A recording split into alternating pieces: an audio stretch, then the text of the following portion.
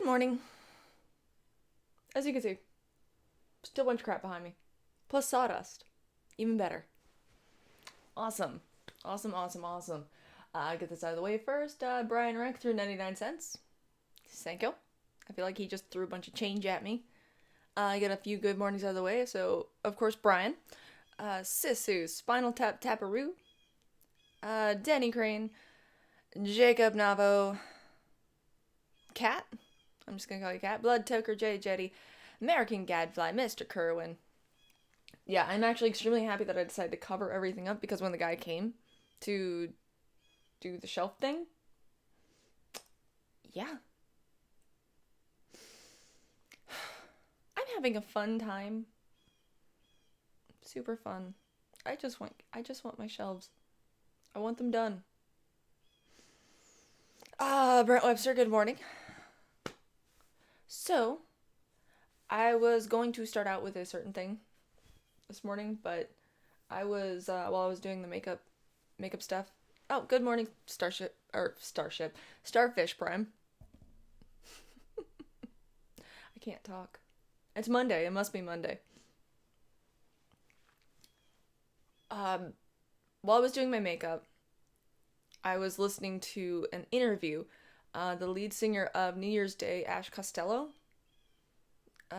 spoke about something. I know that a number of times I have spoken about, like, doing the emo scene kid cringe compilation things. There has been one in particular that keeps popping up, a guy by the name of Davi Vanity. Now, before the Me Too movement and everything happened, like, there were so many stories about this guy. So many.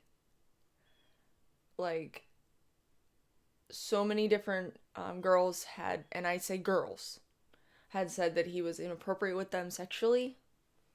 He would come on to them because younger fans are a little bit more malleable than, I would say, anything else.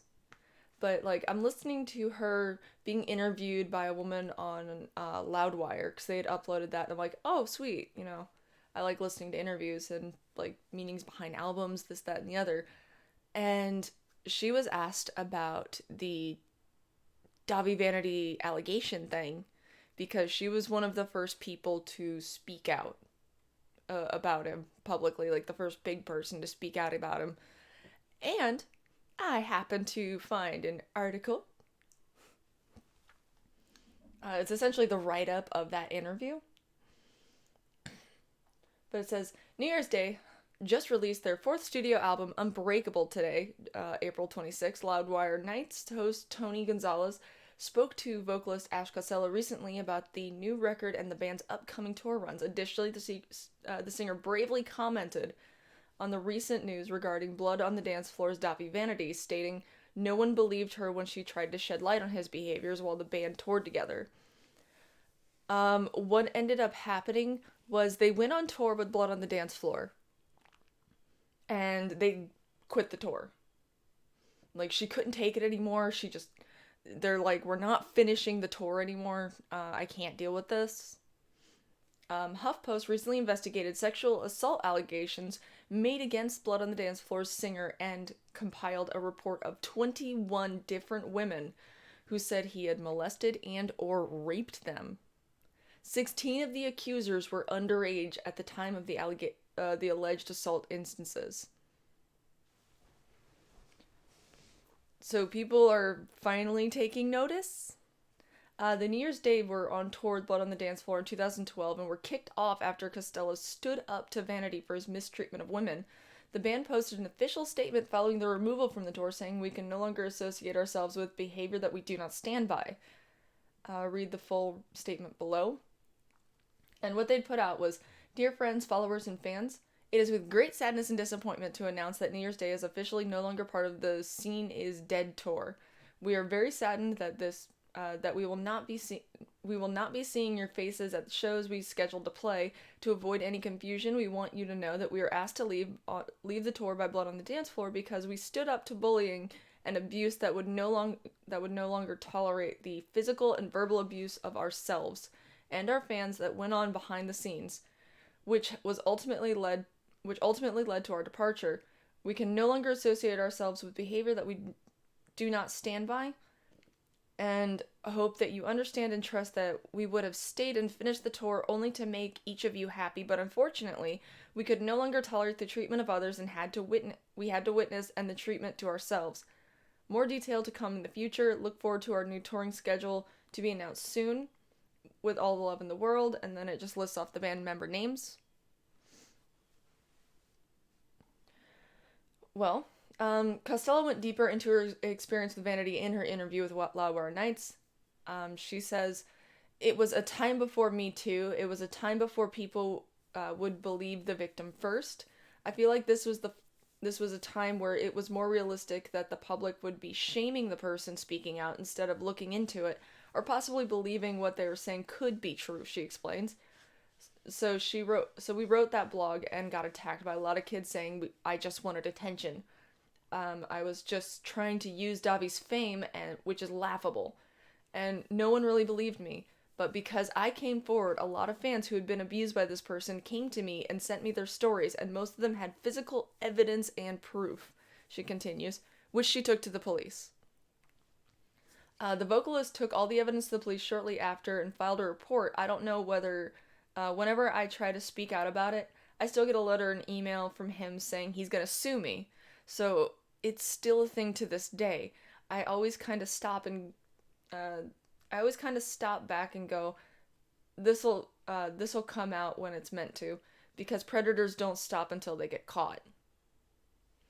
Costello points out that it has been at least 6 or 7 years since the police report was filed. That's a pretty decent amount of time, but I think no one thought it was important.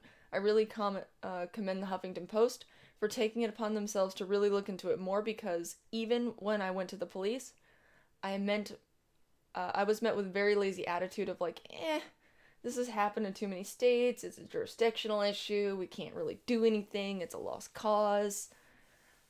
And then this just says, listen to the full article. Where's the HuffPost article? There's an alt press one. I might go to that one. I like alt press. Okay. Holy shit. Yeah, yeah. So, this is a different kind of scene kid cringe.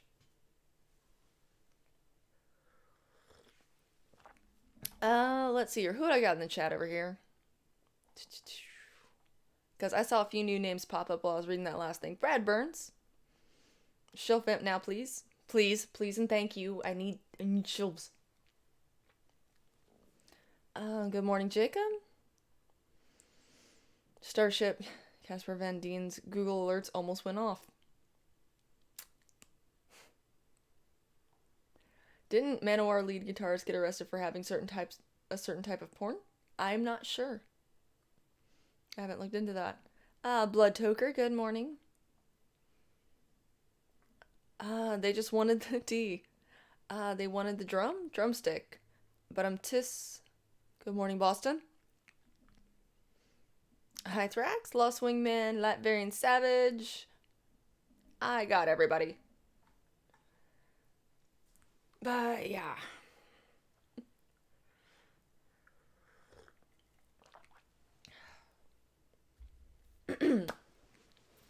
Blood on the dance floor is Davi Vanity accused of sexual assault.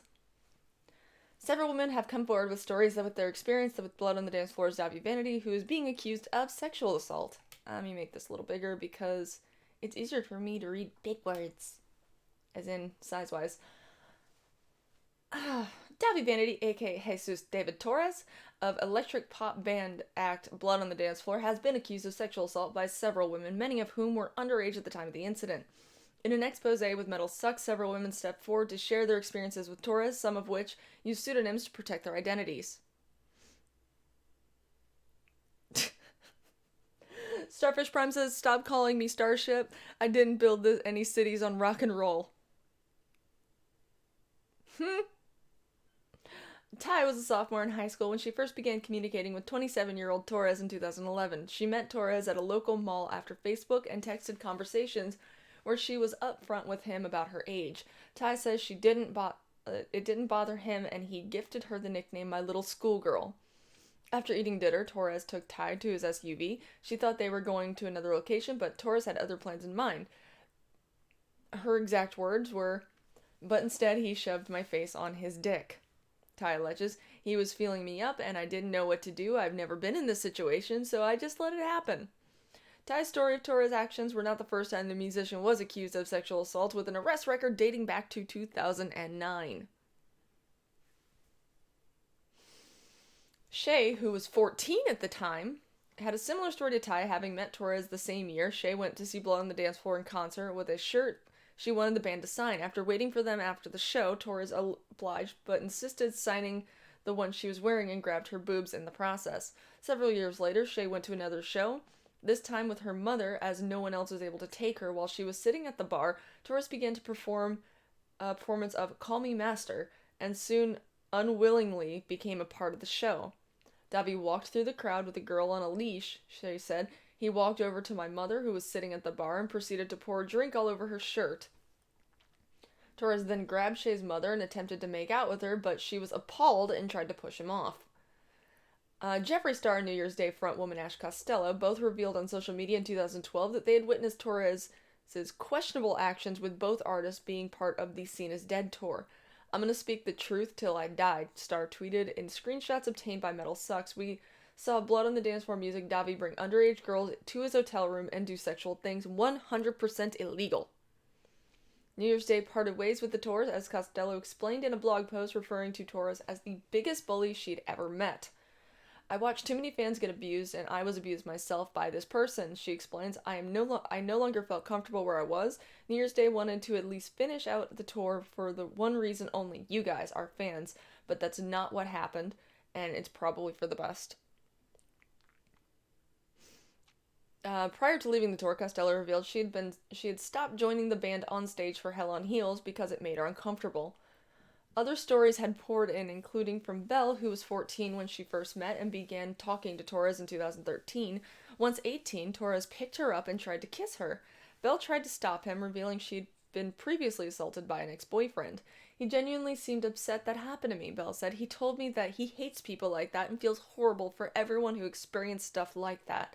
Despite this, Torres continued making unwanted sexual advances towards Belle before forcing her to perform oral sex on him. She was crying, to which Torres shrugged off after the fact.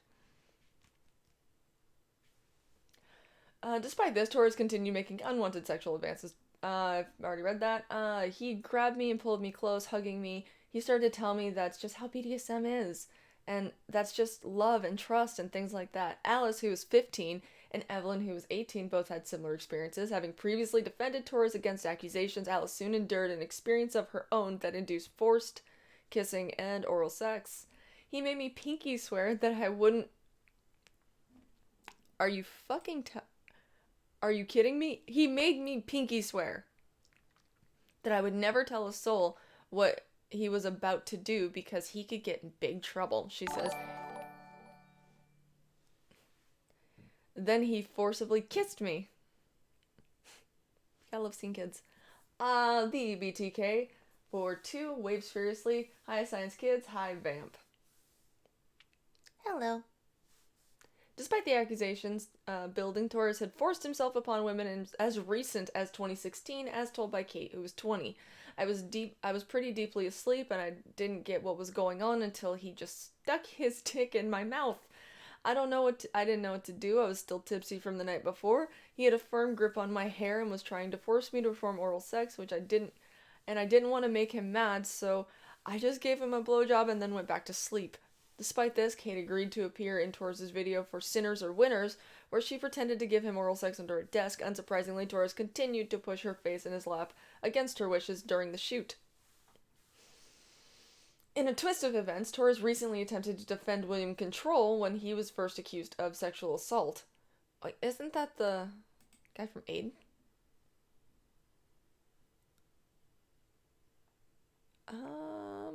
Yep. That's the one that I read with the sex cult. Post from the band's official Instagram account, toured with you for many years, never once seen you get out of line. That's what they do now, make up false stories and make you out some kind of villain, when in reality you've done so much good to the music scene. I'll always be on your side. People don't recognize how these lies can destroy a man's life. It's not right. And to see good people go through this shit is just bad. I think that's awesome. You are focusing your energy now on family and friends. Let me know if there's anything we can help, or anything we can help. Anyways, always got your back, brother. We know you are truly a righteous dude. So, yeah, one one perv defending another. Hmm. Oh, alt press covered this one too. Is this the one I read before? I think this is the one I read before. Oh no, this is much shorter than the one before. Yeah. Anyway, let me move over to the chat. Pinky promise swear is a serious offense. Or broken pinky promise swear. Will Vamp ever get her shelves finished? Tune in next time on DBZ, KandyLive. Wait, she broke a pinky promise that's unforgivable? She's probably going to hell and didn't want to make him mad, lol. Fuck Mondays. Been lots of festivals and younger girls are literally bait age. You need to stay well away. They get messed up on a joint and 3 cans and strip off, and before you know it, y'all catching charges. Free helicopter rides. Can't these people fuck prostitutes of legal age like normal musicians? Well, if you've heard this music, you'll understand why their fan base is really young, because it's awful. Blood on the Dance Floor is god awful. Evidently, the Blood on the Dance Floor is a song called Bewitched, which has a chick on the track. Apparently she also spoke out about him being extremely inappropriate with her, which kind of lended credence to Ash Costello's accusations. I don't know. I just thought it was very interesting. Thought I would share with you guys because fuck this guy. We can move on to more hilarious topics if you'd like, and get far, far away from the pedo thing.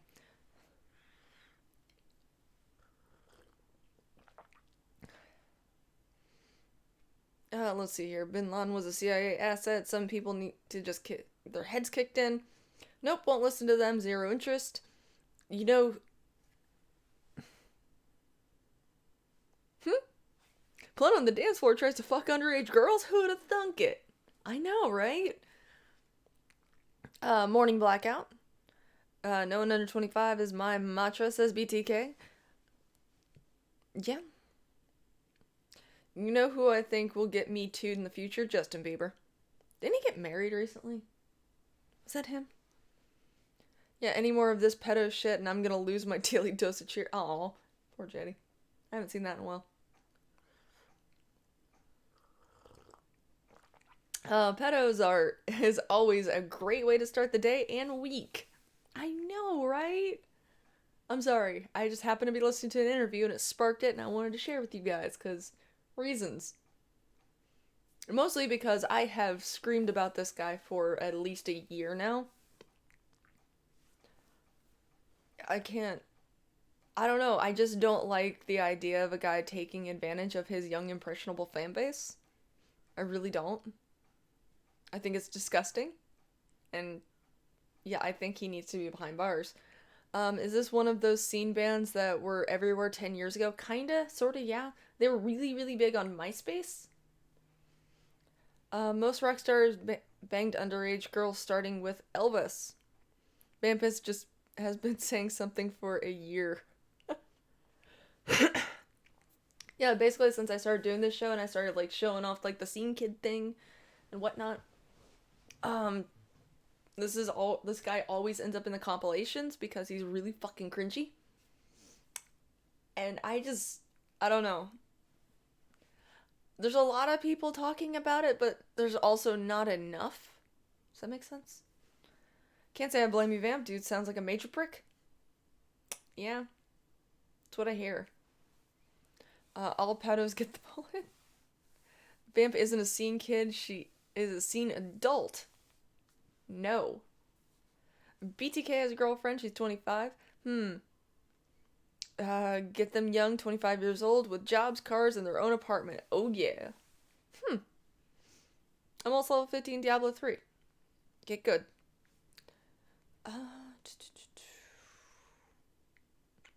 Okay, we'll move on. This one was sent to me. If you're in my Discord, you probably would have seen the video. It took forever for me to actually find an article on this, but it's equally as gross. Sushi Singularity will 3D print food based on a customer's biometric data. Custom sushi.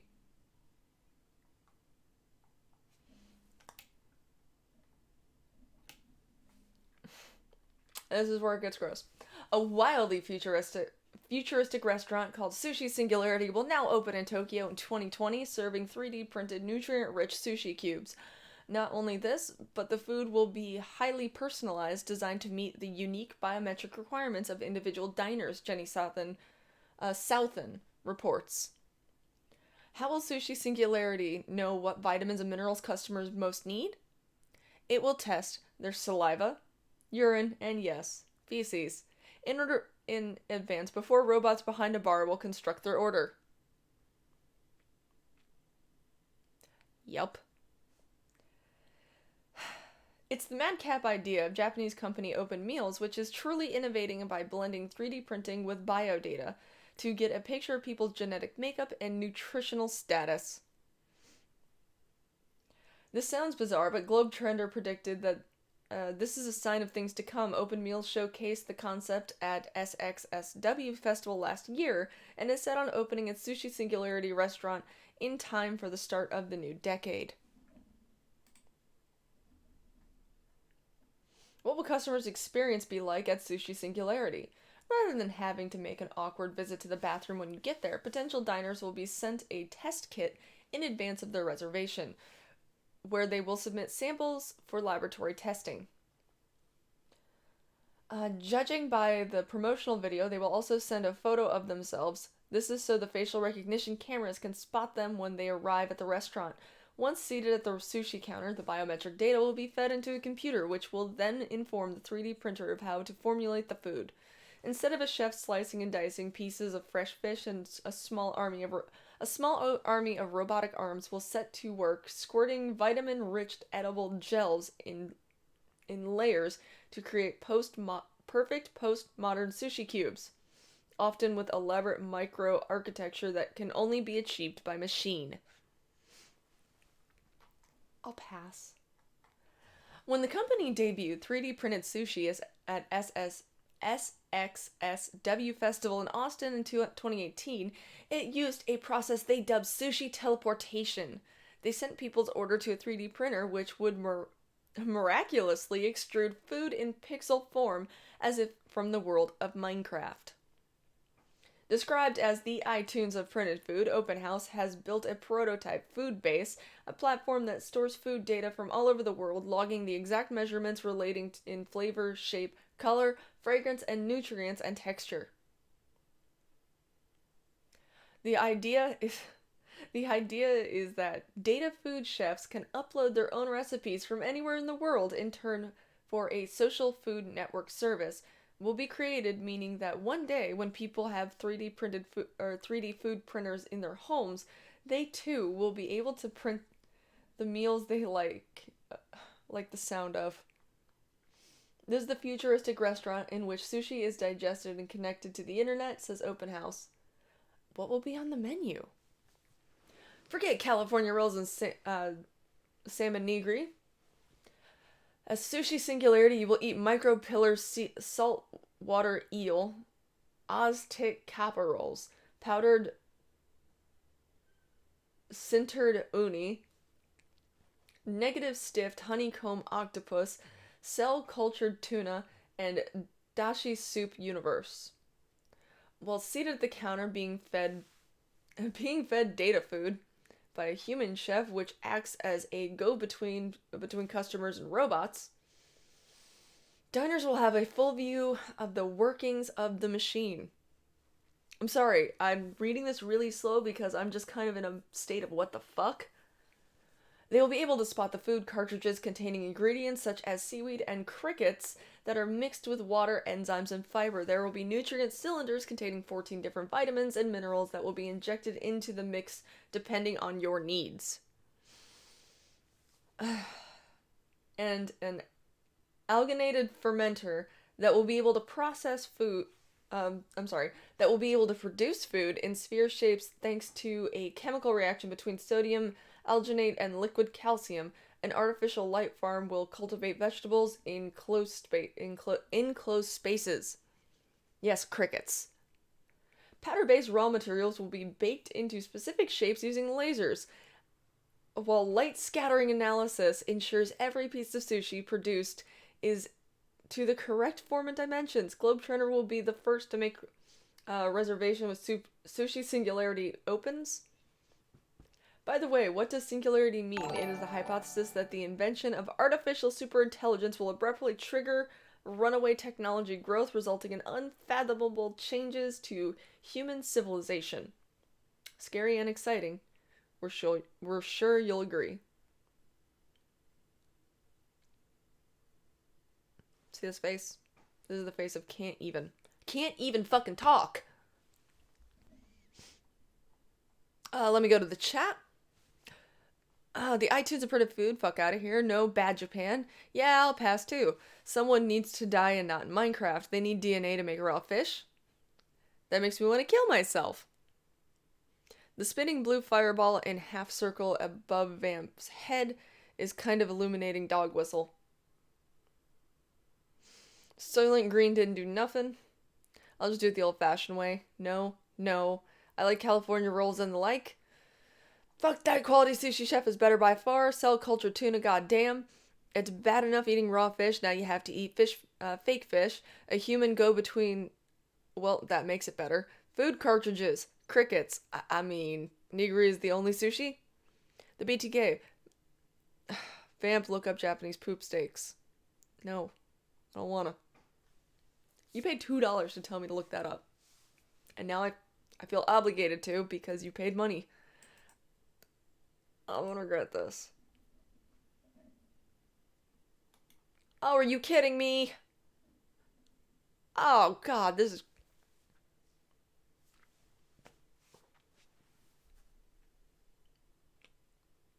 Kayla, I adore you, but fuck you. BTK is about to ruin everyone's breakfast. Baked sushi. Thanks, Kayla. Wait. You get a laser show while dinner gets made? I haven't eaten yet. What breakfast? I disavow BTK. We should have nuked Japan harder. Human 1354268 deposits saliva in bin and take personalized food cartridge. Emperor, this shit is because you Yanks nuked them. Don't blame us. Oh, what else can we make Vamp look up for $2? Someone beat Kayla with a newspaper. Vamp got vamped by BTK. Hey, Vamp, how's it cruising? Hey, Outlaw. Let's kick gross with it. BTK. Giggles. Alright. She paid for it. Japanese scientists create meat from poop.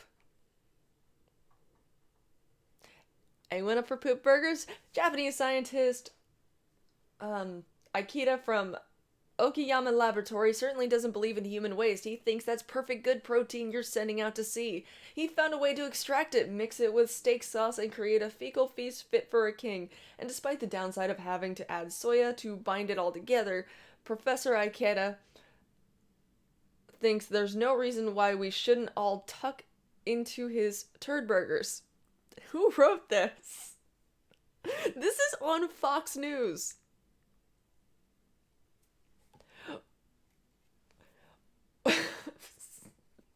Why would he even think of it, you might ask? Because Tokyo sewage asked him to. Tokyo is swimming in sewage mud, it seems, and there's only one way it can save itself, and that's eat it.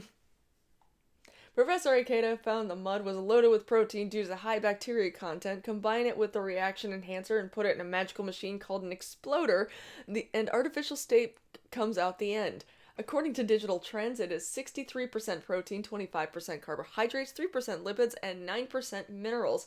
It's colored red, so you don't know it's poo. Initial tests have...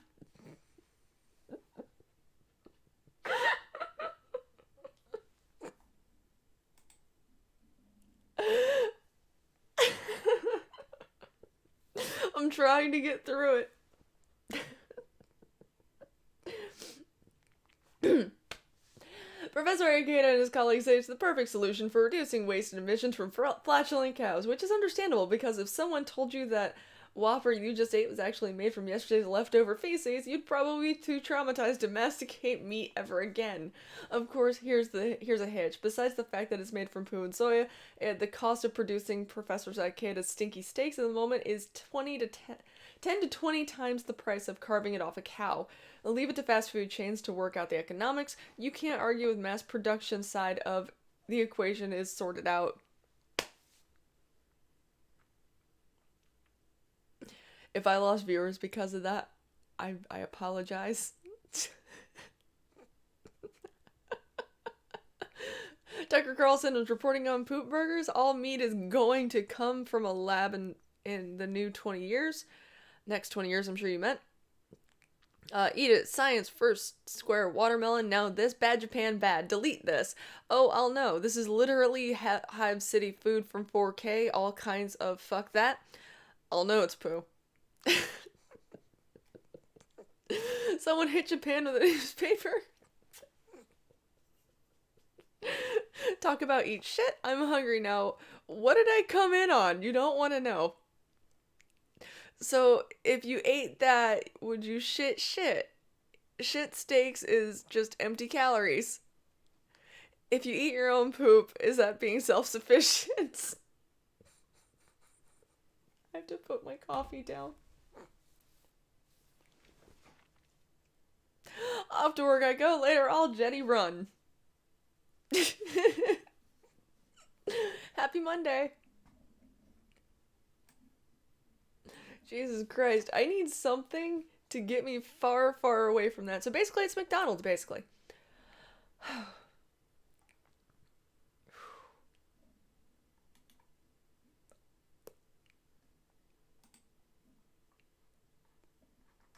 This is super short, but I mean, since we're taking the day by the rear, the BTK for 2, the future is shitty. I'll wait for the notification to pop up. Give it a moment.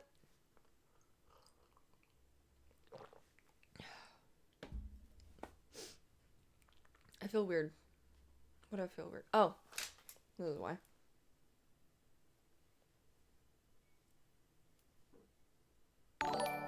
There it is.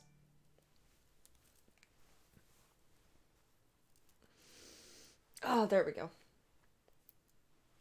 Eating your poop is like incest. If you keep doing it, your grandchildren will be conjoined cyclops with rickets. We was shit eaters and shit. I forgot my necklace. Colorado City settles with butt sign political activist. Loveland, Colorado, a Colorado city, has settled a lawsuit with a man who criticized a Gerber National candidate using a sign featuring mannequin buttocks clothed in lingerie. The Reporter Herald reports that insurers for Loveland have settled the First Amendment lawsuit filed by Bob Cluster for $70,000.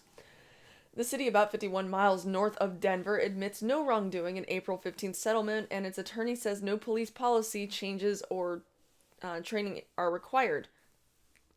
Loveland police detained the 80-year-old resident in June for holding the sign that Cluster said was intended to satirize the political motives of candidate Jared Polis. Sorry, I cannot read today.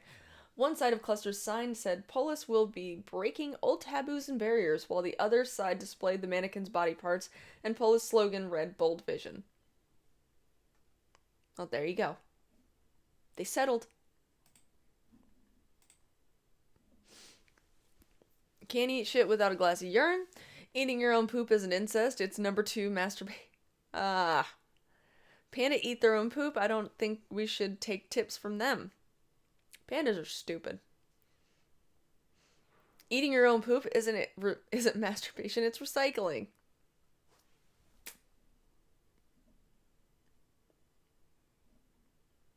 Wait, what?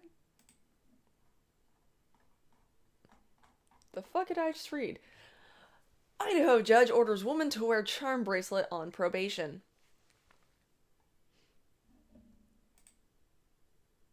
Incest is recycling.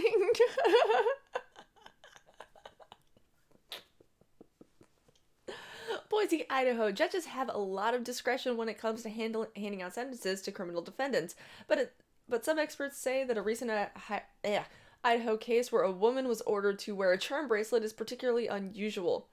How do I pronounce this? Jennifer Phanopoulos was sentenced in Boise, Idaho, USA District Court earlier this month for using fraud to obtain illegal drugs from the hospital where she worked. U.S. District Judge Edward Lodge sentenced her to 3 years of probation and added an extra requirement. He ordered her to wear a charm bracelet bearing pictures of her children to deter her from using drugs or alcohol. Oh shit. Neither the judge nor Phanopoulos' defense attorney responded to requests for comment. But Assistant Criminal Judge Professor Jacqueline Lee with Boise State University said creative probation terms like this are so rare that there's not much research available to see if they work to reduce future crime. I've never seen anything like this, but certainly judges do depart from normal conditions sometimes, Lee said. There are some cases where they describe some of the terms as a scarlet letter, where they've made people who have a DUI put a sign up or get a specific license plate designating the conviction. But the charm bracelet, doesn't seem like it has the same intent behind it in terms of shaming a defendant. University of Idaho College of Law professor Shakira Sanders said judges have a few rules they have to abide by when going outside the box on sentencing terms, including making sure the requirement is proportionate to the crime and that it doesn't amount to a crude or unusual punishment. Ideally, it should also somehow related. Okay, that's why I'm having trouble reading this. Ideally, it should also somehow be related to the crime itself and likely to help, not harm, the defendant in society, Sanders said. Without access to Phanopoulos' pre-sentence investigation report, which is always sealed in Idaho, or other information that the judge may have, it's hard to know why he decided to require the charm bracelet. I'd be very curious about the basis of why the court thinks this would be helpful. Sanders said, I'm also curious as to whether the judge has made these types of terms of probation for other defendants. Is this a one-time occurrence? Is this usual for every parent that struggles with addiction, or only for defendants who are mothers who find themselves in court? Sanders said the charm bracelet requirement is the second strangest sentencing term she's seen in Idaho, second only to the state judge who ordered a 19-year-old defendant to abstain from sex before marriage. Cody Dunscott Herrera pleaded guilty in 2017 to raping a 14-year-old girl when he was 18. Judge Randy Stoker sent him to a therapeutic prison treatment program, and upon learning that Herrera claimed to have dozens of previous sexual partners, ordered him to remain celibate until marriage. Enforcing unusual probation requirements can be tough, but they typically aren't challenged, Lee said. People don't often appeal probation conditions in the same way they would prison sentences.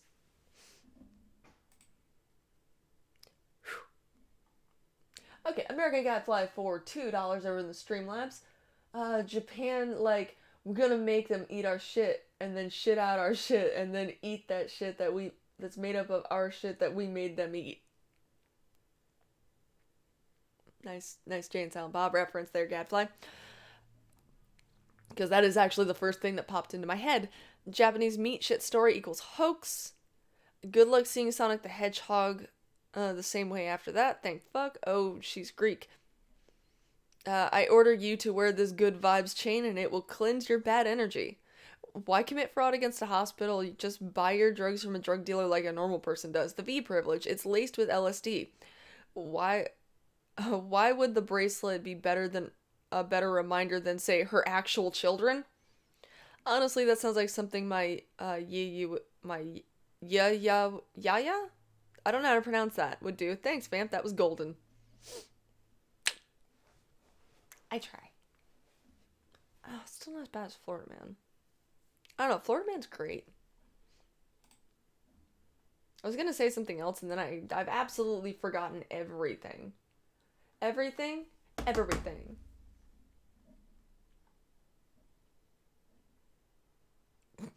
Oh my god, I think everyone's seen this meme already. But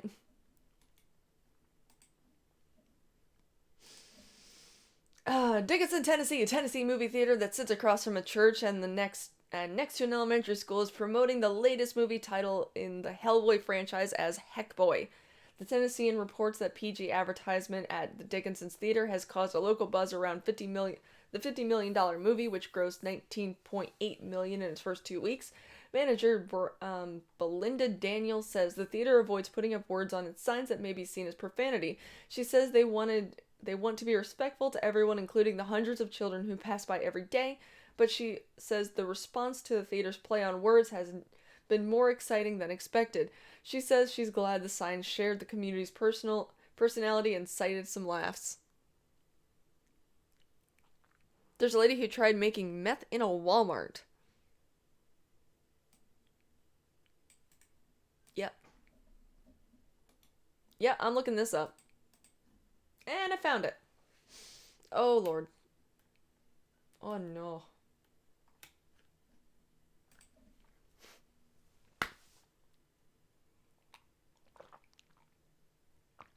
I need more coffee for this.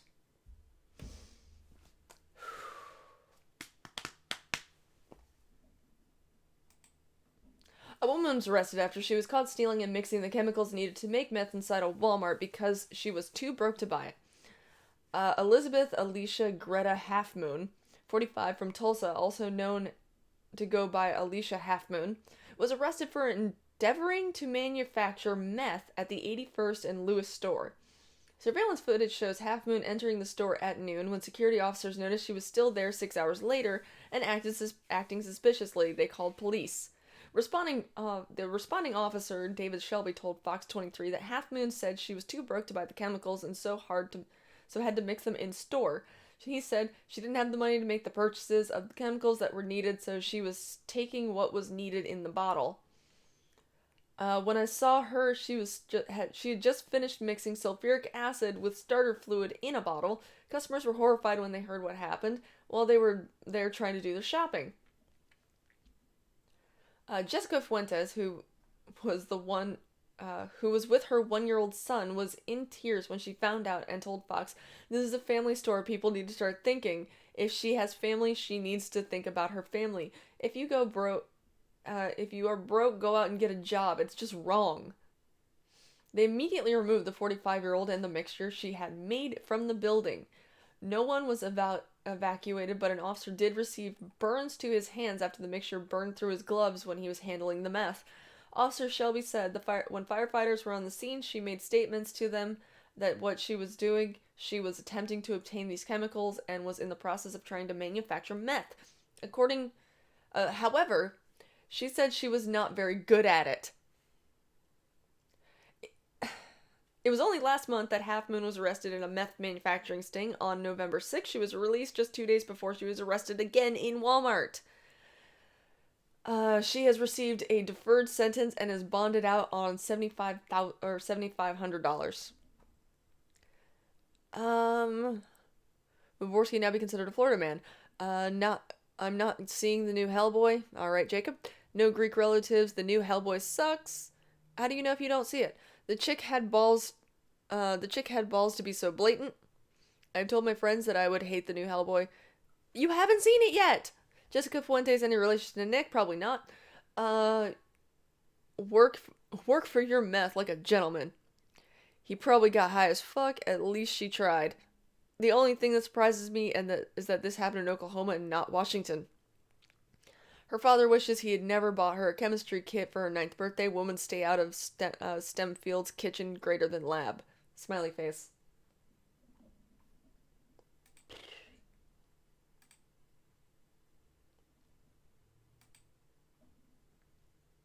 Without meth, there would be no next day delivery. No, we are not fucking claiming Worski. We have it bad enough without adding that spurt to the mix. I take one call and now we're on meth. Yeah, a woman tried to make meth in a Walmart. I wish this was a joke. Oh, God. I'm going back to the Associated Press.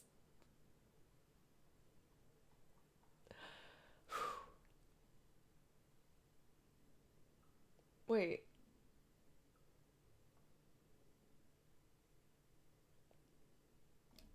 Oh my God!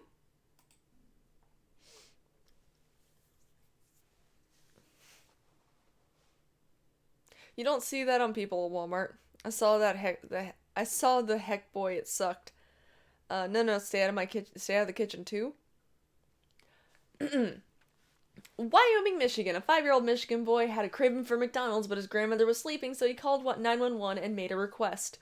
WZZM-TV in Grand Rapids reported Isaiah Hall of Wyoming asked the dispatcher, "Can you bring me McDonald's?" Dispatcher Sarah Guberski said she told him no, but reached out to the police. Wyoming police officer Dan Patterson said that the April 14th request made him laugh, so he stopped at McDonald's on his way to check on Isaiah's home in western Michigan City. Patterson said he thought, "I'm driving past McDonald's on my way there, I might as well get him something." The officer said the first thing the boy said with him was, "My grandma's gonna be so mad, can you please go away?"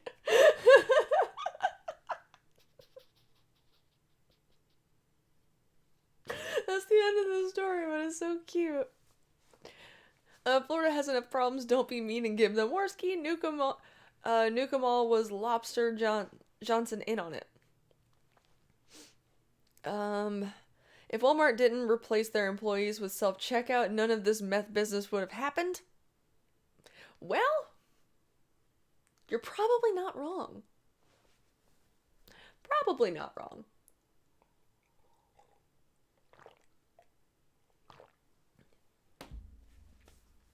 I'm just...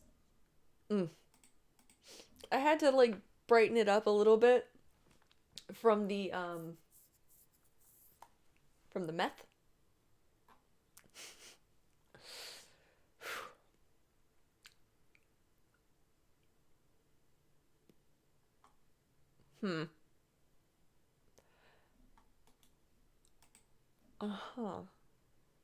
Monrovia, Liberia.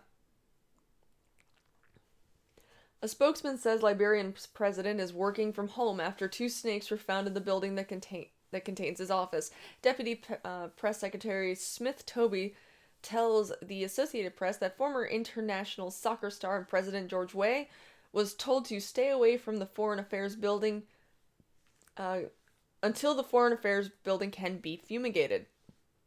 He's expected back on the office on Monday. The black snakes were seen this week briefly emerging from a hole in the wall of the building's reception area. Liberia is home to poisonous snakes, and officials are not taking chances. The deputy press secretary says the fumigation has begun to take care of crawling and creeping things. Weah, who was FIFA's 1995 Player of the Year, assumed the presidency in January of 2018. Vamp needs to play Dead Cells. Not sure what that is. I'll have to look it up. Worski wouldn't survive long in Florida. It's already getting him to notice he's not right. Pedos, poop, steak, and meth. Fun times today. Meth is sacred, as a sacred potent elixir. It's sacred and part of American culture and heritage. Stop shaming it. Embrace the spirits. Fuck you. Can we just send Worski to Thailand?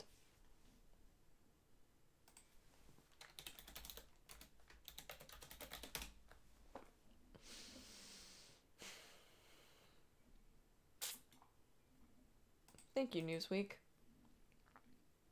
Florida man on meth locks girlfriend in bathroom, stabs mattress looking for man allegedly hiding inside.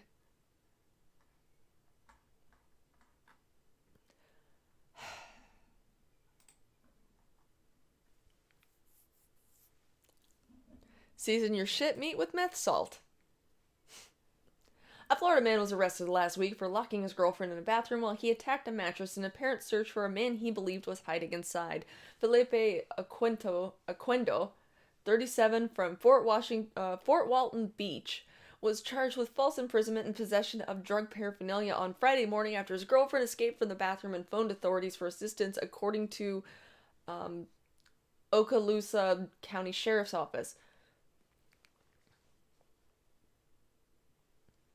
Around 1:10 a.m. on Friday, Oquendo's girlfriend, who has yet to be identified, called police telling them that her partner had forcibly locked her in the bathroom after accusing her of cheating on him. Oquendo then attacked a mattress, believing that his girlfriend's alleged lover was hiding inside. According to authorities, the accused was said to have stabbed the mattress with a bedpost before using his bare hands to rip it apart. The girlfriend was not injured in the incident. Upon arrival, Oquendo told police that he felt a movement within the mattress and denied allegations that he prevented his girlfriend from exiting the bathroom. He also claimed he found a man inside the mattress and fought him, but the man managed to escape the scene before authorities arrived. Reported local news. Later, he admitted he'd been smoking methamphetamine hours earlier on Thursday. Police discovered a glass pipe at the scene, which they believed Oquendo used to administer the drug. Authorities booked the suspect into Okaloosa County Jail. It is unclear whether he currently remains there or has been released on bail. The Okaloosa County Sheriff's Office did not immediately respond to Newsweek's request for further comment. Fort Walton Beach, a small city in the Florida Panhandle, has a crime rate of 32 crimes per 1,000 residents. That is considerably higher than the national average across all communities in America, according to Neighborhood Scout. Around 72% of communities in Florida have crime rates lower than Fort Walton Beach, whose roughly 21,895 residents have a 1 in 32 chance of being a victim of a violent or property crime. Earlier this month, one man died and another suffered multiple gunshot wounds following a shooting at Fort Walton Beach. The two men were identified as Cody Michael Bradley, 28, and Donnie Sean Chemens, 29, respectively. Both victims were residents of the area. Due to the nature of the incident, police have not yet revealed a possible motive or whether they have apprehended a suspect. The investigation is currently ongoing. So, he found the guy, they wrestled, and he got away. Dead Cells 2D Metroidvania Dark Souls. That sounds like Salt and Sanctuary. Send Worski to Canada where he belongs. Season your shit meat with meth salt. Worski, proof multiculturalism is bad. Well, Worski is already a ladyboy, so he'd fit well in Thailand. Is the mattress okay? Was it a purple mattress? If so, it's probably alright. The purple dragon mattress? Hey, starfish. Says Victor Rand. Looking for those sheep she was counting. What? The fuck is up with meth heads? Why can't people just smoke pot and get baked? Dude just wanted to smoke meth in peace without anyone trying to live inside his mattress. What the fuck, fam? Oh, now I know why I like Dead Cells. I love Salt and Sanctuary. See, there you go. I have that one. I am absolutely addicted to Dark Souls at this point in my life. It was very, very hard to not play it earlier. Extremely hard. Yeah, I definitely have a problem.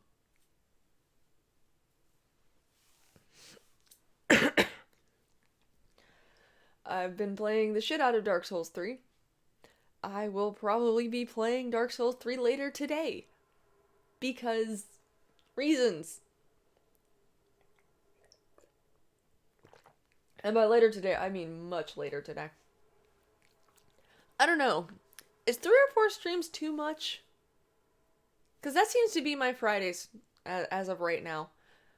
I'll do my morning show, then I'll do the Kumite, and then if Blossom is streaming, I will hop on her stream and bullshit with her for a little bit, and then I go do the Pro South stream. Is that too much?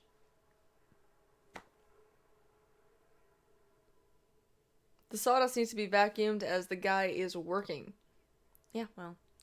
A problem called You Died.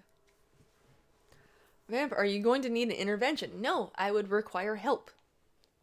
or I would require assistance if that's the case. The only intervention I want is someone helping me kill bosses. Demon Souls greater than Dark Souls. I have not played Demon Souls, and I don't think I can.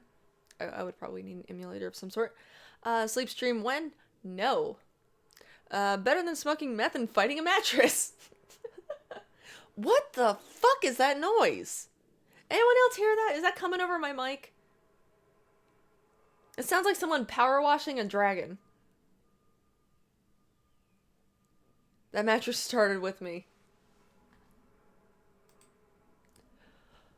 What is that noise? It's gonna drive me crazy.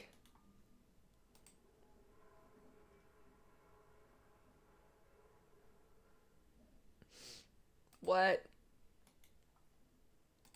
I'm just gonna make this entire stream reading Florida Man articles. Florida Man says he's too fat for DUI test.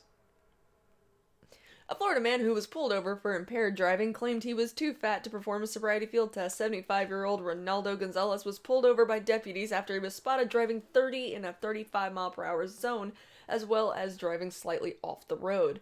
The Florida man smelled strongly of alcohol and his shorts were stained with urine. When given a sobriety field test, deputies asked Gonzalez to stand on one leg, to which he declined, stating, "No, I'm too fat." Gonzalez said he was disabled and can't see my feet over my stomach. His weight is listed at 400 pounds. He was arrested on DUI charges.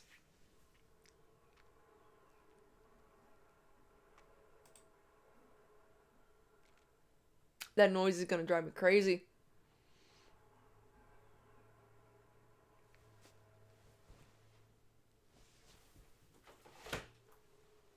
I closed the window. I can still hear it.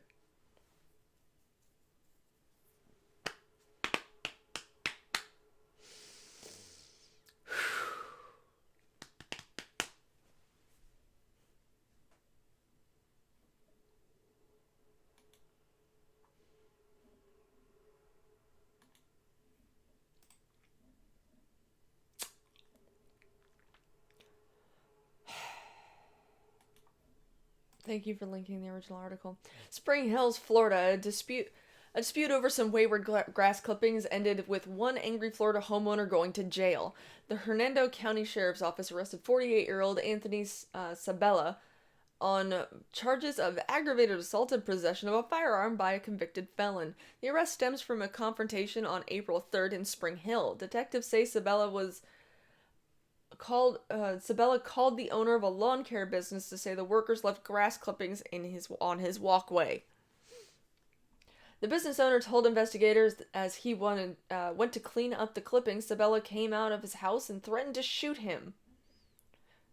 According to the sheriff's office, Sabella went after the business owner, and while at a stop sign in the subdivision, deputies said Sabella flashed a gun and yelled racial slurs at the business owner and fellow employee. The victim said Sabella again threatened to kill him. The victim called 911. Deputies responded to the area but were unable to find Sabella for questioning. Major case detectives followed up on the investigation and got a warrant for Sabella's arrest this week. Detectives arrested Sabella as he left his home on Thursday. Investigators found a pellet gun under his sofa.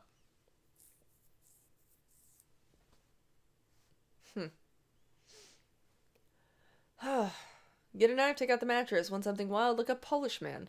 Guntbound. 400-pound guy standing on one foot. Yeah, probably not gonna happen. Vamp, that noise is driving me crazy. Yeah, me too! It's me, let me out. I'm inside your mattress. I really hope not. It's foam. The entire mattress is foam. It's very comfortable. Only in Florida can someone go to prison in connection with grass clippings. Thought I was done with my Dark Souls addiction. Thanks, Vamp. I will be dying after work. Your eyeliner makes you look like a twigger. Well, thank you. Grass clippings make killer meth, though. I don't think that's how that works. Chemistry tells me that that's not how that works.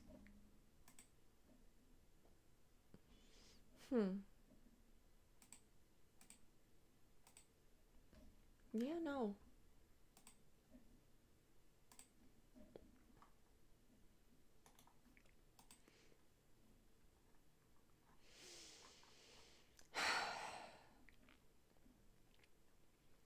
Naples, Florida, March 31st and April 5th, a white male was observed on camera with a dark beard wearing shorts and a blue jacket walking around the PGA Superstore located in Naples. Surveillance video showed the man placing 12 boxes of golf balls into his pants and jacket on the 31st and on April 5th. March 31st. I apologize. Surveillance showed the man taking 4 boxes of golf balls and proceeded to put the boxes in his pants and jacket again. Employees at the PGA store followed the man and observed him getting into a maroon Kia Sorento. The detectives on the case were able to identify the owner as James Milford. Who's Jim Milfield? James Milford. After a brief investigation, it was determined that the man in the video matched his son, James Milford II. Employees also identified Milford in a photo lineup. Milford's attorney arranged to have him turn himself in. He was then transported to Naples Jail Center. Milford II had prior theft convictions, second-degree petty theft, grand theft, third-degree felony, 300 less than 500,000. Oh, I will take a look at that in a moment. Misdemeanor petty theft, 100 less than 300. Because of his prior arrests and convictions, the petty theft offenses were elevated to a felony offense. People don't understand how much golf balls can actually cost. Boston is just stuck up on the meth. Couple arrested for selling golden tickets to heaven. 'Cause I got a golden ticket. Da-na-na-na-na-na.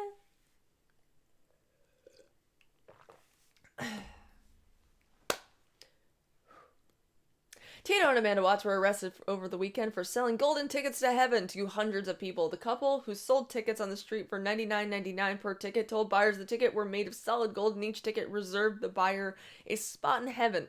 Simply present the ticket at the pearly gates and you're in. People can sell tickets to heaven, in Jacksonville police spokesman said, but the Watts misrepresented their product. The tickets were just wood spray painted gold with ticket to heaven. Admit one written in marker. You can't sell something as gold when it's not. That's where Watts crossed the line, and we're doing something illegal. Tito Watts said in his police statement, I don't care what the police say. The tickets are solid gold. It ain't cut up 2x4s. I spray painted gold. It was Jesus who gave... Oh my God. Okay. It was Jesus who gave them to me behind the KFC and said to sell them so I could get me some money and go to outer space. I met an alien named Stevie who said if I got the cash together, he'd take me and my wife on his flying saucer to his planet that made...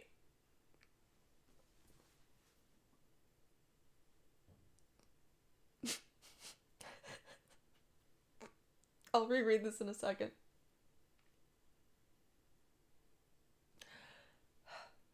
I met an alien named Stevie who said if I got the cash together, he'd take me and my wife on his flying saucer to his planet that's made entirely of crack cocaine.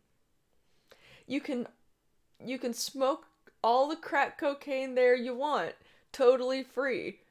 So try to send an innocent man to jail and see what happens. You should arrest Jesus because he's the one who gave me the golden tickets and said to sell them. I'm willing to wear a wire and set Jesus up.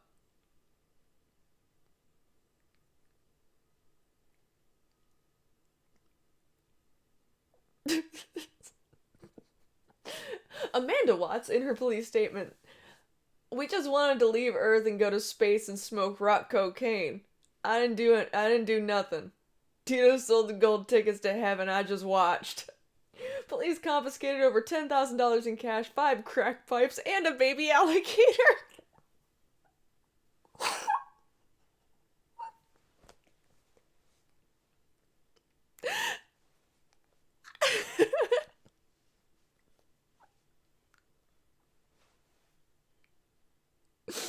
I'm gonna cry. Holy shit. Not making that up, former Punisher writer Mike Barron is making a Florida Man comic. Blasphemy! You don't frame my Jesus. The church has a lot to answer for. Yeah, his insanity defense ain't cutting it. A baby alligator. Bet Jesus was in the mattress too? Of course there's an alligator involved. That took one hell of a turn. Fuck, the gator was running the whole operation.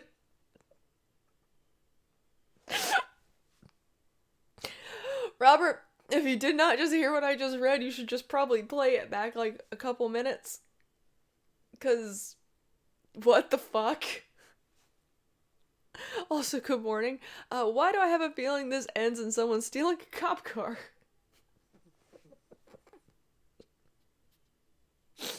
Oh, I don't know what to do with this. I'm gonna reread this. I'm gonna reread his police statement. Because I don't care what the police say. The tickets are solid gold. It ain't cut up 2x4s I spray painted gold, and it was Jesus who gave them to me behind the KFC and said to sell them so I could get me some money and go to outer space. I met an alien named Stevie who said if I got the cash together, he'd take me and my wife on his flying saucer to his planet that's made entirely of crack cocaine. You can smoke all the crack cocaine you want, totally free. So try to send an innocent man to jail and see what happens. You should arrest Jesus because he's the one that gave me the golden tickets and said sell them. I'm willing to wear a wire and set Jesus up.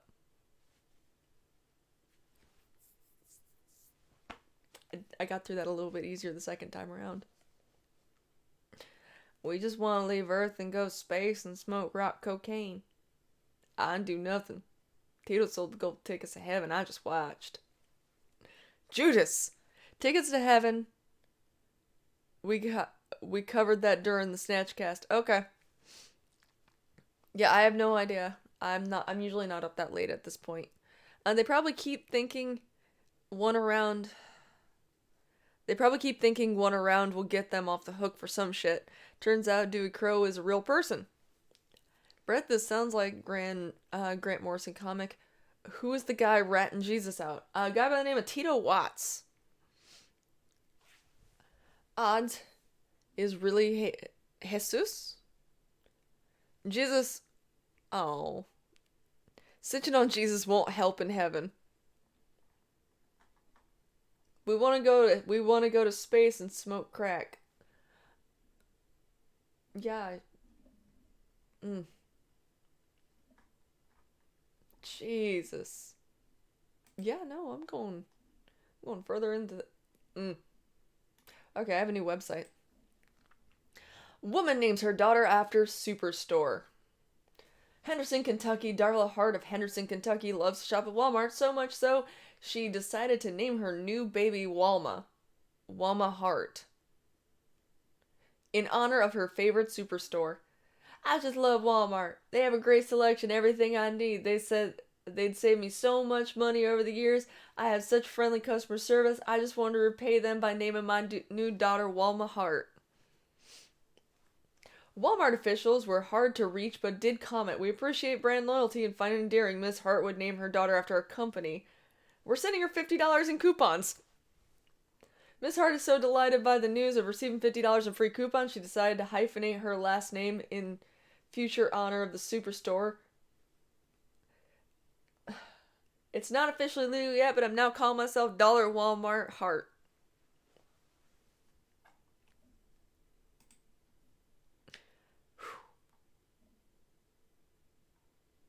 This has gotta be satire.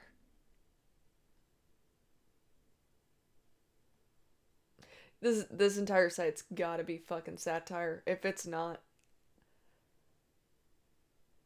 I'm just done with everything. Please let this site be satire.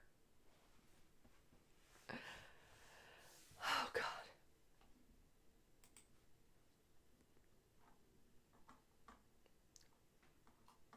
Where is the about section?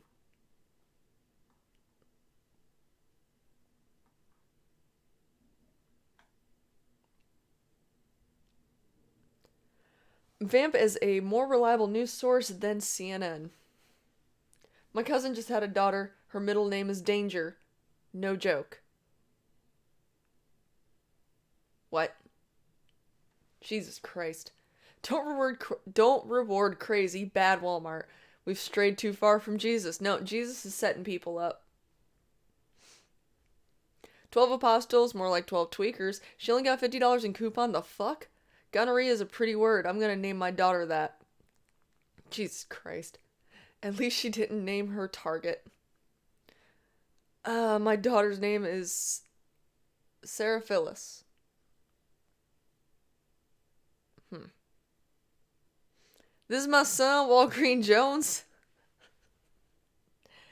Then again, Violent J from ICP named his daughter Ruby Bruce Lee. Gonorrhea. God damn it. I am 100% convinced that this website is satire. This looks like The Onion.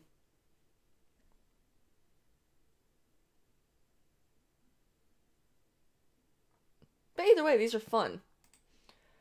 A woman making $10,000 a month asking boyfriends for abortion money. Baton Rouge, Louisiana. A 27-year-old woman was pulled over early due to a speeding violation. When Natasha Brown acted in a very suspicious manner, officers decided to search her vehicle, where they discovered $60,000 in cash. When officers asked her why she had such a large amount of money, she replied, "I'm getting an abortion."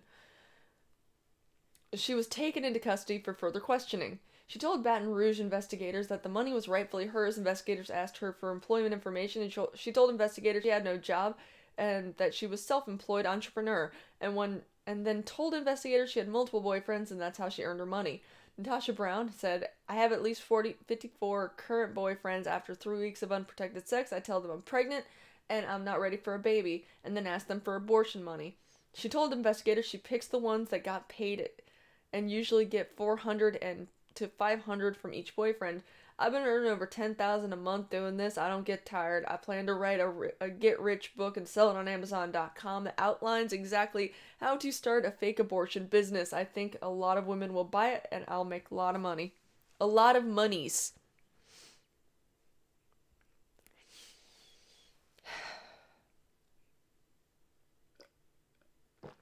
Happy Monday.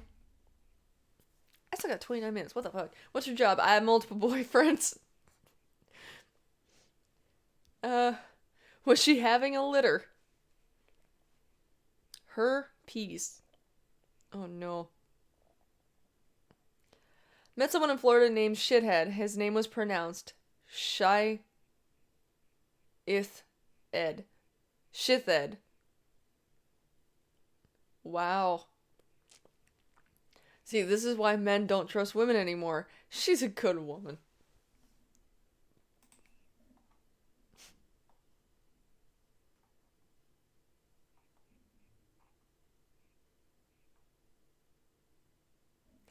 Oh.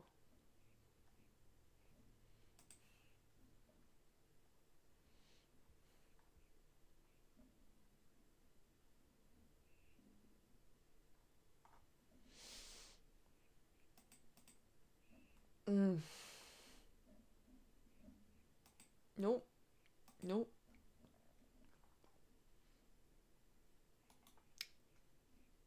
Oh.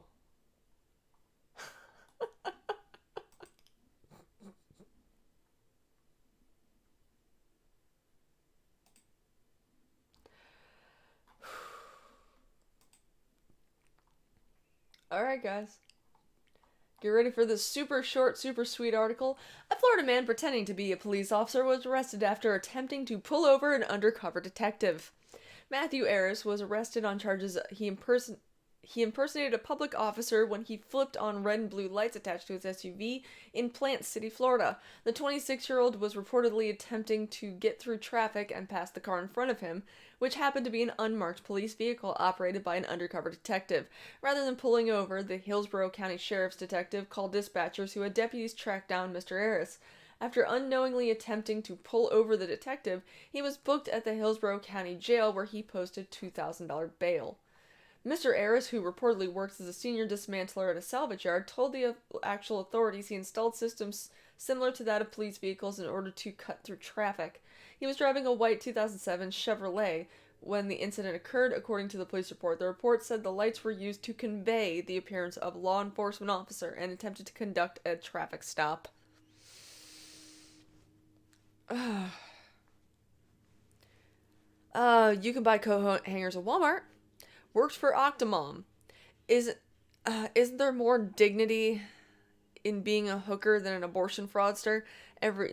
Everyone remind Robert next month is Mother's Day. Has she heard about Jesus? She could sell tickets to heaven and stop all the lies. Imagine giving your daughter a Bond girl. Huh? That's one hard-working woman. Imagine fucking 53 guys repeatedly for weeks at a time, bareback, and having none of them question why it looks like a deflated hot air balloon and tastes like the carpet in the Titanic.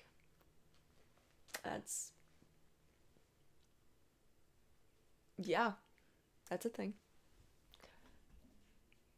Yeesh. I am almost at my home stretch. Home stretch. God damn it. Damn you, Florida man.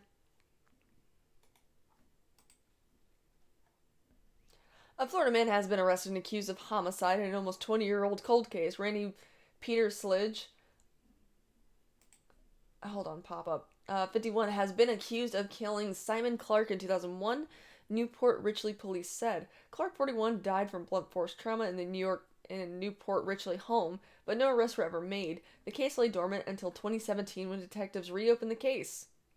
In January of 2018, Peter Sledge was indicted by grand jury for first-degree murder, but was not arrested until Friday after just being released from federal prison on separate charges. It's unclear what changed in the case that led to the arrest of Peter Sledge, who had previously been considered a suspect in Clark's murder. So he got released from jail to be immediately put back in jail.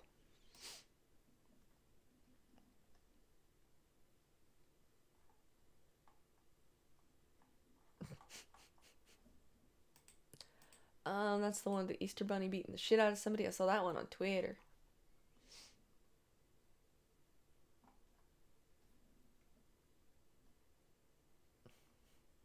Did I already read this? I feel like I already read this.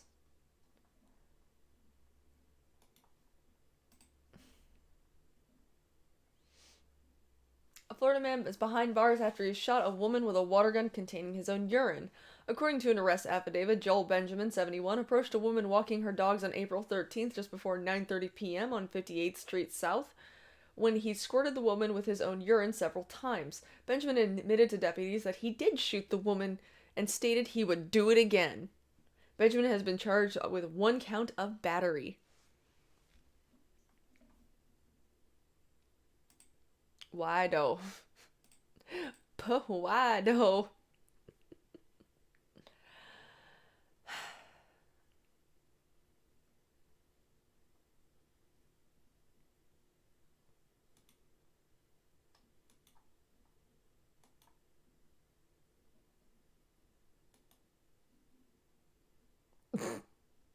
What? Okay, yeah, I got a bunch of them now.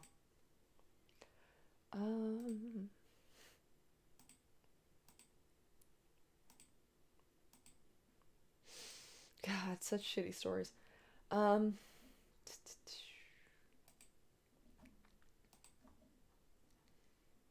Alrighty. Gainesville, Florida. It was early Sunday morning when 65-year-old Clarice Gainey heard a noise outside her apartment. As she looked out the window, she said she saw a man in his boxers pulling at her car door handle and knocking on the window, attempting to break in. Before calling police, she took matters into her own hands. I grabbed my bat. I braced myself. I eased the door open, Gainey said. That's when police said Gainey, the 5'6", 300, say 5'3", 300-pound Antonio Mosley, charged her. I took the bat and hit him upside the head like, Pia! He said, ow. Oh my god. She actually says, Pia! It is P-I-YAH. Did the man piss off the woman? No, he pissed on her. He was marking his territory. If you squeeze the abortion girl too hard, the surrounding area will look like the end of Ghostbusters. She told him to piss off, so he did. You Norfolk vamp, you got a blue thingy above your head. I know. I'm very aware that this is here. I think you read that one? Probably. What's wrong with Florida? I keep asking this. No one can give me a straight answer. Pia. That's when police say Mosley ran to a nearby mobile home park, leaving behind his pants, shirt, and a sock. A canine unit tracked him inside a mobile home where they say he was wearing a new pair of pants with cocaine in its pockets.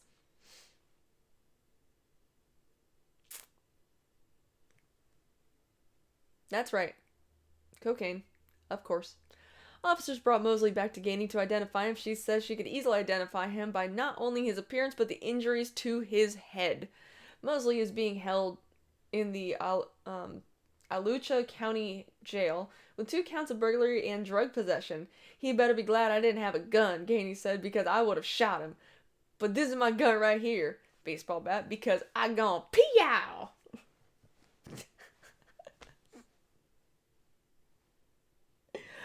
I love this lady. This lady's great. Also, I'm pretty sure everyone just likes saying pee-ya.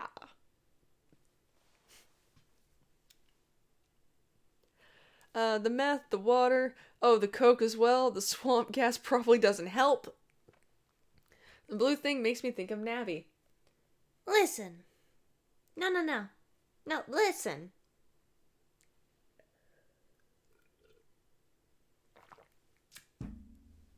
Is Florida an anime?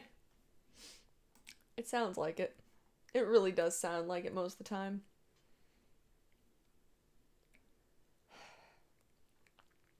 Oh no. But why? Charlotte County, Florida. A man was arrested after investigators said he blocked a man's car in traffic, swung a machete around, and hit the car windshield with the machete. Deputies arrested Michael Catadino, 39, for aggravated assault, criminal mischief, and resisting an officer. The victim said he was in his car with his girlfriend and child near the El Jobin Bridge when Catadino pulled up next to him, blocking him in his lane. Moments later, Catadino came at him with a machete, swinging it and hitting the windshield of the car, causing damage. Investigators say the victim got out of their car to try and get Catadino to back away. The victim's 2 coworkers were also in traffic nearby and got out of their cars to help. Two undercover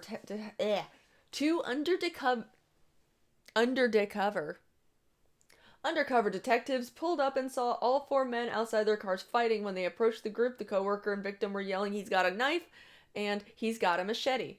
Deputies say Catadino was being uncooperative, kept moving aggressively and clenching his fists. He also kept reaching for his pockets. Eventually, deputies were able to grab his wrists and handcuff him.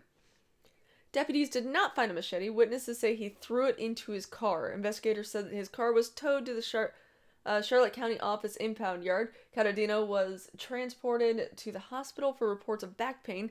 Once he was cleared, he was brought to Charlotte County Jail. They found the machete under the covers. Under the cover.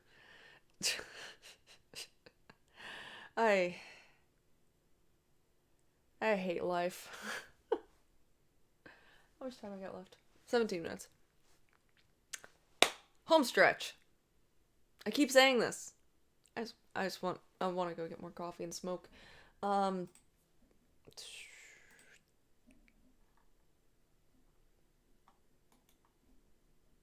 Of course. Oh. Pensacola man arrested for exposing genitals to traffic.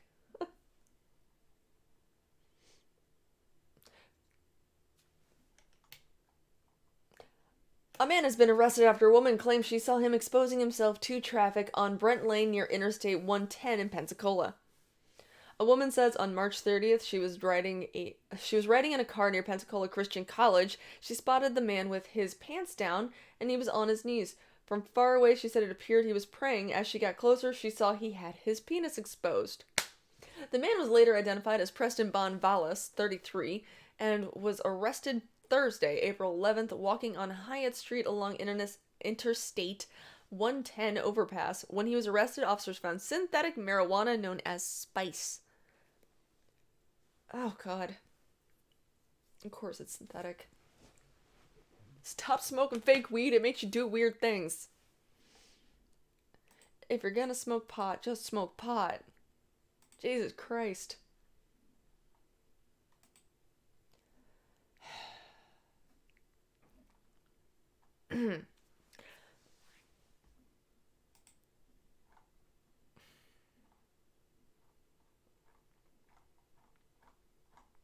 Oh, this is a decently long one. Okay, cool. Florida mayor smoked crack cocaine nightly, ate and snorted meth before playing golf, sent runners to buy his drugs, practiced medicine without a license, and fired on a SWAT team during his arrest, court documents reveal.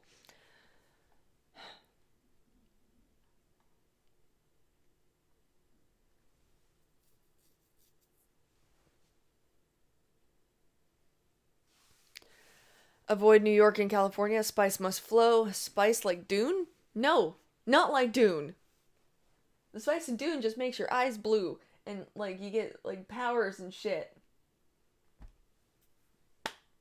It does not do this. The alleged rampant illicit drug use of former Florida mayor is revealed by court documents on Thursday as he faces charges related to shooting at SWAT officers and illegally practicing medicine in his home. Port Richley Mayor Dale Massad, 68, reportedly smoked crack cocaine nightly, traded medications for illegal substances, purchased prescription medication online, and performs unauthorized medical procedures from his home, according to court documents obtained by Tampa Bay Times. The sleeper is awakened, Vamp. No, he needs to go back to bed. This is not the place. Don't smoke synthetic anything. It'll turn you into a zombie. I've seen donut operators vid in shit. Studio Ghibli co-founder. Oh no. Now I have a sad. I'm going back to the meth mayor. Massad is also said to have paid someone to collect his drugs for him throughout his time in office, all while performing medical services without a license from his home. Massad's acquaintance, Colton McKinley, told investigators on September 26th that the mayor never did any of his dirty work for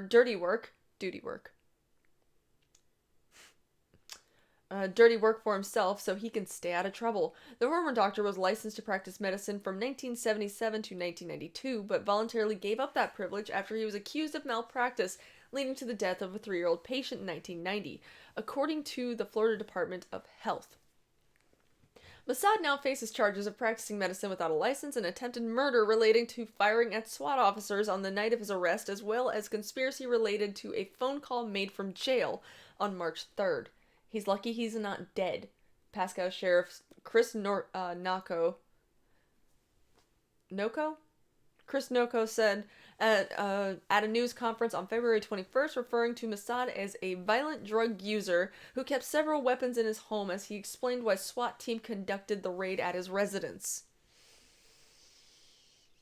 The raid was a accumulation of a 4-month investigation into Massad. One man, identified as Corey White, told investigators on September 27th that Massad used crystal methamphetamine, which the former mayor referred to as jet fuel, and that Massad would both smoke, snort, and eat it.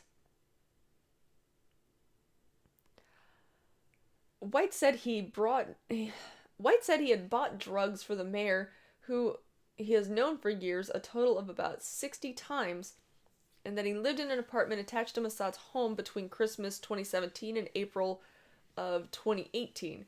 At least one purchase of $100 worth of meth for Massad was made during his first term as mayor, White said, on a day that the official had to work on a construction project. It was White who told investigators Massad who would smoke crack cocaine every night during his stay in the attached apartment. White said he bought the crack cocaine for Massad sometimes up to five nights each week. The mayor even had his own crack pipe made out of a golf club. White said, but would generally use another one made of glass.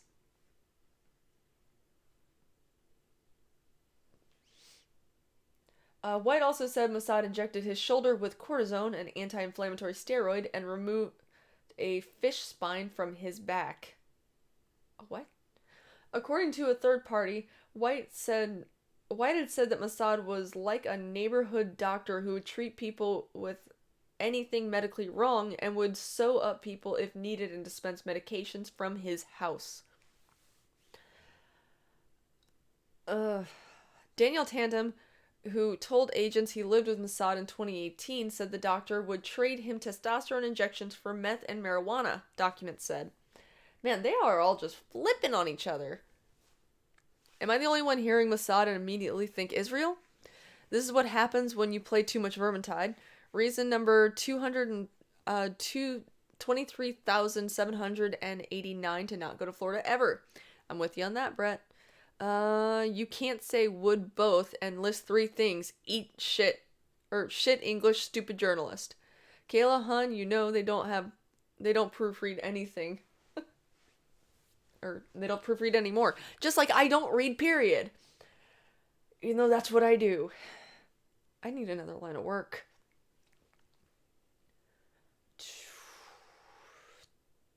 Tantum said Mossad continued to supply him with testosterone and showed his girlfriend how to perform the injections. On August 24th, Mossad said to have stitched up a friend's leg on his kitchen table, according to White, after injecting the person with an anesthetic. Mossad allegedly told the president that the medical procedure did not occur, according to witness Joseph Zafudo Jr.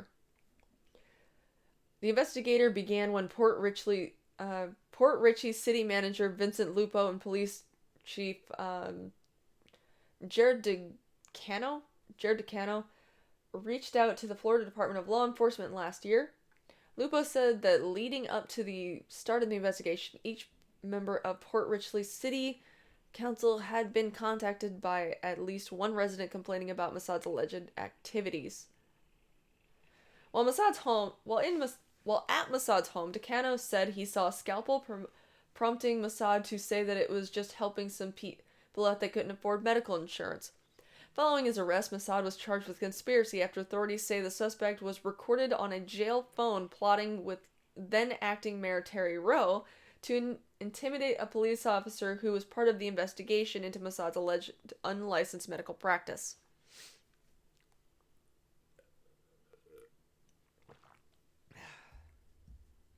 Port Richey is now left without leadership as Rowe was suspended by the governor and arrested on March 14th but has not resigned. Mossad resigned on February 22nd after he was arrested at his home. When deputies arrived on his doorstep to conduct a search, he allegedly shot at the officers. No injuries were reported in the incident, and officers did not return fire. A SWAT team served out the warrant at his 3,200 square foot waterfront home rather than a routine police raid because Mossad was a known drug user, a gun owner, and had a history of violence, it is claimed.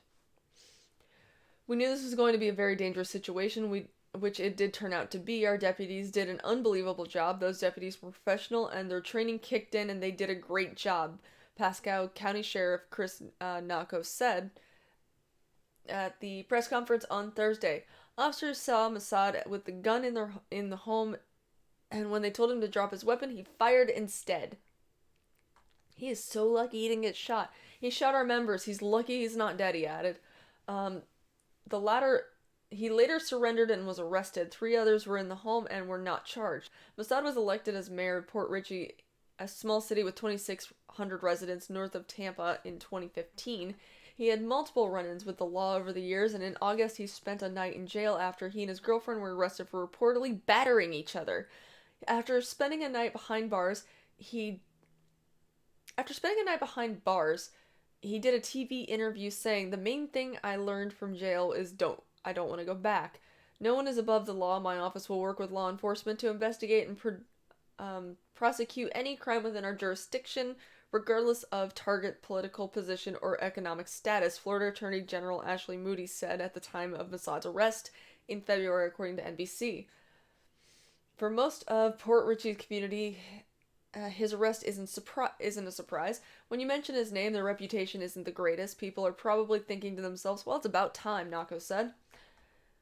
It's unfortunate, but not surprising because of his history, neighbor Linda Van S. said to Tampa Bay Times. Anyone remember the mayor of D.C.? He got caught smoking crack. One of the mayors, like back in 2012, 2003? Maybe it's sooner than that. Let's see here. Let's just go to the chat. How are you guys doing? We got 6 minutes left. Let's just, instead of trying to find another story, let's talk about how the fact my shelves aren't done yet.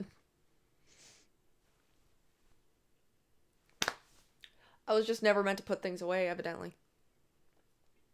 So, yeah. Hi, Toker. How are you? She says, vamp, vamp, vamp, vamp, vamp. The mayor's a criminal. What is this, Springfield? Love battered cod. Marion Barry. Yeah, Marion Barry. Yep. There we go. Making breakfast. I've been watching while making breakfast. I'm sorry. Come on, Carpenter. Shelf vamp now, please. How much longer is this gonna take? I don't know. He said he needs to come back because he needs help to lift this giant piece up onto this piece that's already installed. Until then, I'm kind of SOL.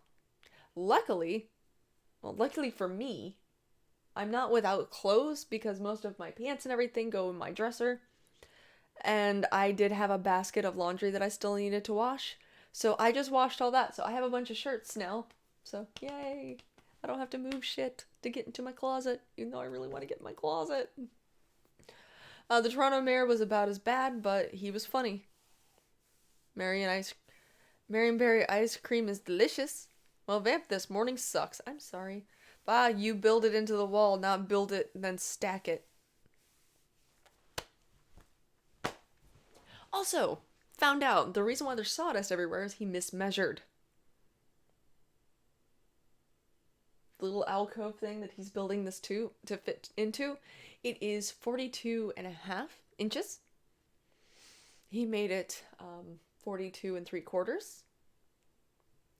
So he's got to shave a bunch off. I'm not fucking happy. Get Blossom Brother to do the shelves. Bah, you build into the wall. Blah, blah, blah. Vamp wants to go into the closet. Honey, you're meant to come out. My clothes are in the closet. Dust collection is important unless you want lumber lung.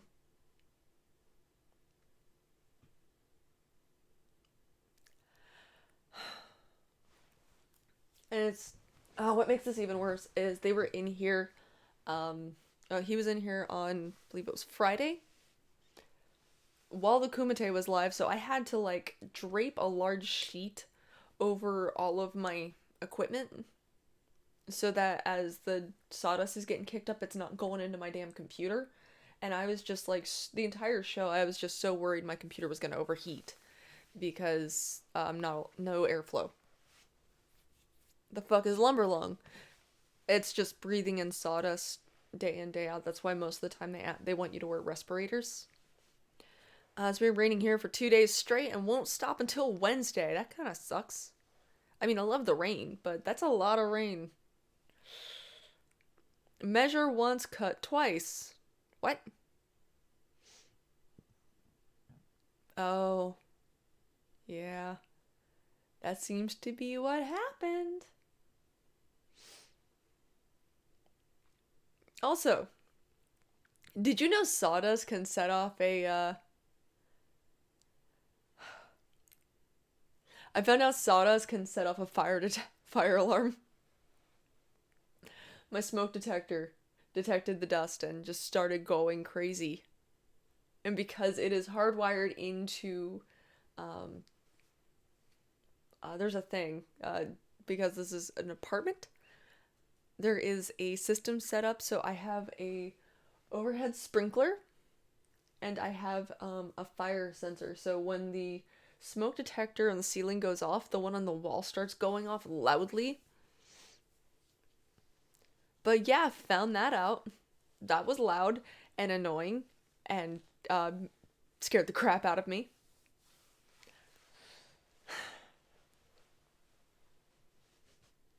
Yeah, friction from sawdust can also combust, so be careful. I'm not the one doing this! Why are you telling me to be careful? It's not me. Measure twice, cut once. Put a sock over them. What? How is that going to help a large smoke detector? Because it's like up on the ceiling. My oven sets off the smoke detectors at my house. Yeah, we usually have to open a window or something because something dripped in the stove and we can't get it off. So every time, like, I think until it completely burns off, we're just gonna have to deal with it because it won't, like, we can't get it off the bottom of the stove. Fun. Fun, fun, fun. And look at the time. It is 11. I did run a little late this morning, but I'm done talking for now. I'm gonna go take a break and go set up for the other show.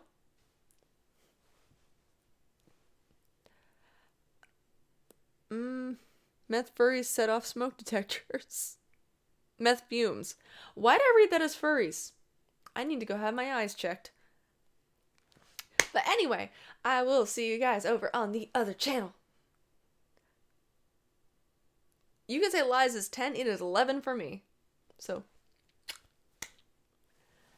see you guys later.